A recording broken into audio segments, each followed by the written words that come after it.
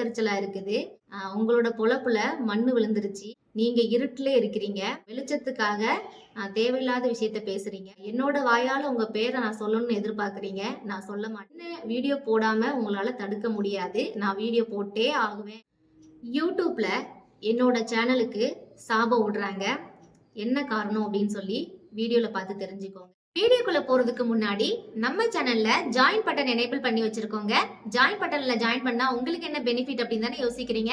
இந்த ஃபர்ஸ்ட் ஆப்ஷன்ல நீங்க ஜாயின் பண்ணீங்க அப்படின்னு சொன்னா உங்களோட கமெண்ட்டுக்கு முன்னுரிமை கொடுக்கப்படும். செகண்ட் ஆப்ஷன்ல பாத்தீங்கன்னா இன்ஸ்டாகிராம்ல நீங்க டைரக்டா காண்டாக்ட் பண்ணி உங்களுக்கு தேவையான டிப்ஸ் அண்ட் ட்ரிக்ஸ் தெரிஞ்சுக்கலாம். தேர்டா இருக்கக்கூடிய இந்த ஆப்ஷன்ல நீங்க ஜாயின் பண்ணீங்க அப்படின்னு சொன்னா உங்களோட லைவ் நம்ம வந்து அட்டென்ட் பண்ணலாங்க. ஓகே, இந்த ஜாயின் பட்டனை நம்ம எனேபிள் பண்ணிருக்கிறது கண்டிப்பா உங்களுக்கு ரொம்பவே யூஸ்ஃபுல்லா இருக்கும். வாங்க வீடியோக்குள்ள போலாமா. நாளைக்கு முன்னாடி என்னோட சப்ஸ்கிரைபருக்காக நான் ஒரு வீடியோ அப்லோட் பண்ணியிருந்தேன். யூடியூபர்ஸோட பலவீனத்தை பயன்படுத்துறாங்க.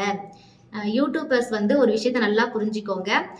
யூடியூப்பை கத்துக்கிறதுக்கு எந்த ஒரு கோச்சிங்கும் நம்ம போக வேண்டாம் அப்படின்னு சொல்லி நான் ஒரு வீடியோ அப்லோட் பண்ணியிருந்தேன்.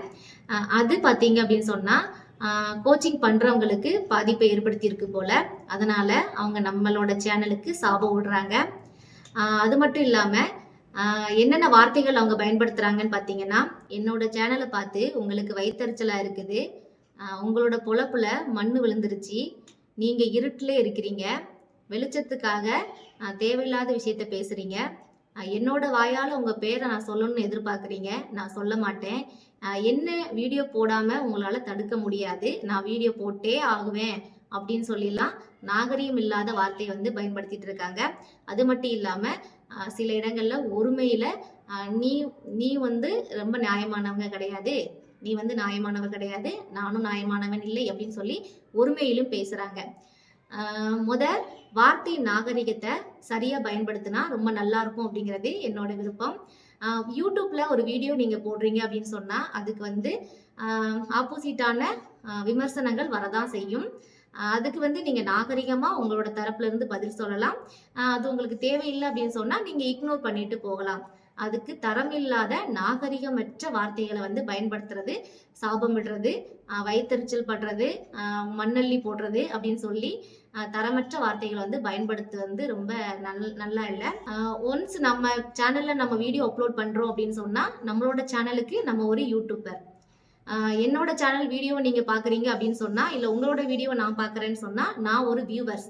உங்களோட கருத்துக்கு எனக்கு ஆப்போசிட்ல ஒரு கருத்து இருக்குன்னு சொன்னா நான் அதை கமெண்ட்லயும் சொல்லலாம், இல்ல நான் ஒரு சேனல் வச்சிருக்க பட்சத்துல என்னோட வீடியோலயும் நான் சொல்லலாம். இது வந்து எல்லாருமே எல்லாருக்கும் செய்யலாம். நான் ஒரு ஆப்போசிட் கருத்து சொல்றேன் அப்படின்னு சொன்னா அதற்கு தேவையான விளக்கங்களை நீங்க கொடுக்கலாம், இல்ல இக்னோர் பண்ணிட்டும் போகலாம்.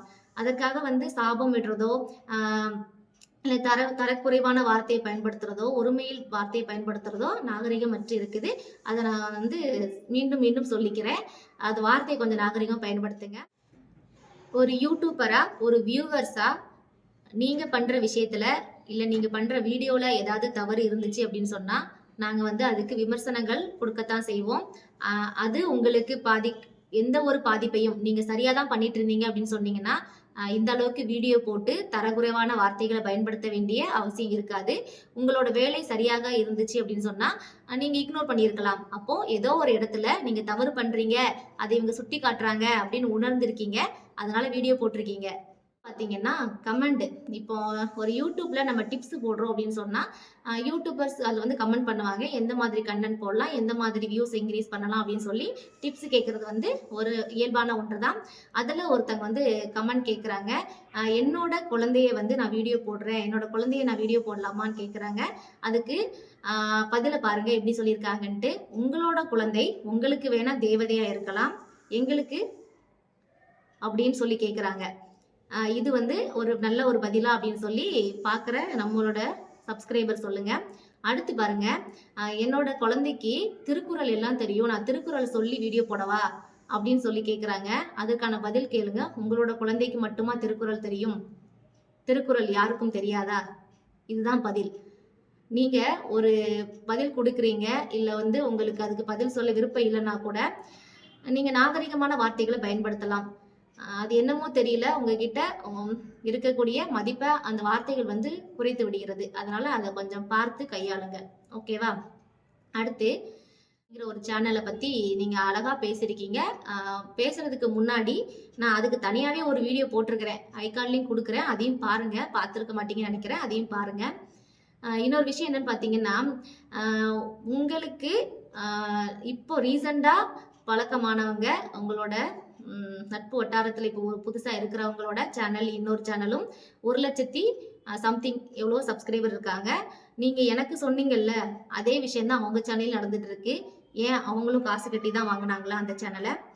காசு கட்டி தான் ப்ளே பட்டன் வாங்குனாங்களா? ஏன் அதை நீங்க பேசவே இல்லை? உங்களுக்கு ஆதரவா பேசுதான் அவங்க நல்லவங்க. உங்களுக்கு ஆப்போசிட்டான தகவல்கள், கருத்துக்கள், விமர்சனங்களை நாங்க கொடுத்தோம் அப்படின்னு சொன்னா எங்களை வந்து நீங்க தரக்குறைவா பேசுவீங்க. இதுதான் உங்களோட நாகரிகமா? பட்டாளத்தான் மனைவி அப்படிங்கிறது என்னோட ஐடென்டிஃபிகேஷன்.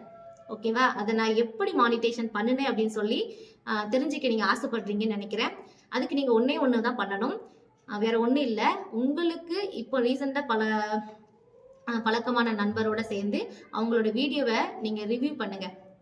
அதுல நீங்க ரிவ்யூ பண்ணி என்ன காரணம் எப்படின்னு சொல்லி கண்டுபிடிச்சிட்டு ஒரு வீடியோ போடுங்க. அடுத்த வீடியோவா என்னோட பட்டாளத்தான் மனைவி அப்படிங்கிற சேனலுக்கு 1000 சப்ஸ்கிரைபருக்கான ப்ரூஃப், மானிட்டேஷன் ஆனதுக்கான ப்ரூஃப் எல்லாத்தையுமே நான் வீடியோவை போடுறேன். ஓகேவா? ஓப்பன் சேலஞ்சா கூட எடுத்துக்கோங்க. அடுத்து ஆப்போசிட் கருத்து வந்து யாருமே சொல்லக்கூடாது அப்படின்னு நினைச்சா நீங்க வந்து சமூக வலைதளத்திலே வீடியோஸ் அப்லோட் பண்ணக்கூடாது. அப்படி நீங்க வீடியோ எடுத்து பிரைவேட் அப்படிங்கிற ஒரு இடத்துல போட்டு வச்சுக்கோங்க. ஆப்போசிட் கருத்து வந்தா அதுக்கு தேவையான பதில் கொடுங்க. இல்லை அப்படின்னு சொன்னா இக்னோர் பண்ணுங்க. இதுதான் 2 ஆப்ஷனை தவிர்த்து வார்த்தைகள் வந்து தவறுதலாகவோ, யூடியூப் சேனலுக்கு சாபம் விடுறதாகவோ, யூடியூப் சேனல் வந்து மண்ணாகி போகட்டும், என்னை யாரும் நிறுத்த முடியாது அப்படின்னு சொல்லி நாகரிகமற்ற வசனங்கள் பேசுறத நிப்பாட்டிக்கோங்க. அடுத்து நிறைய விஷயங்கள் பேசியிருந்தீங்க. உங்களை பேசிக்கிட்டே போறதுக்கு ஒரு வீடியோவே போட வேண்டியதா போச்சு. இன்னைக்கான டிப்ஸ் என்ன அப்படின்னு பார்த்தீங்கன்னா, கோச்சிங் போகாமலும் பைசா கட்டாமலும் மானிட்டேஷன் வாங்க முடியும், யூடியூப்ல சம்பாதிக்க முடியும். இதுதாங்க டிப்ஸ். இதுக்கு சின்ன சின்ன ட்ரிக்ஸ் அண்ட் டிப்ஸ் வந்து நம்ம சேனல்ல உமா ஒய்டி டிப்ஸ்ல ரெகுலரா அப்லோட் பண்ணிட்டு இருக்கோம். நம்ம சேனலை இப்போ தான் ஃபர்ஸ்ட் டைம் பாக்குறீங்க அப்படின்னு சொன்னா சப்ஸ்கிரைப் பண்ணிக்கோங்க, சப்போர்ட் பண்ணுங்க. இந்த வீடியோ பத்தி உங்களோட கருத்து என்னவோ நம்மளோட கமெண்ட் பாக்ஸ்ல பதிவு பண்ணுங்க. நன்றி.